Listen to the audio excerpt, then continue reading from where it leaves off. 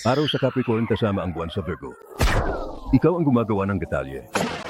Ang kombinasyon ng araw sa Capricorn at ang buwan sa Virgo ay nagpapahiwatig ng isang malakas na etika sa trabaho na may kakayahan sa pagsuri ng mga detalye. Ang Capricorn ay tungkol sa tungkulin at responsibilidad. Virgo ay malakas sa katumpakan.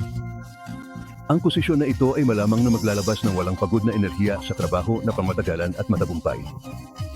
Mag-subscribe at makakuha ng higit pang mga libreng video. Pumunta sa absolutelipsychick.com. Agad akong tinamaan ng psychic na iyon. Alam niyang lumipat ako kamakailan.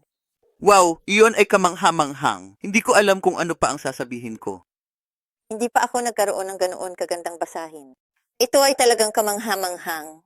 Ako ay lubos na nagpapasalamat na nagkaroon ng pagbabasa sa kanya.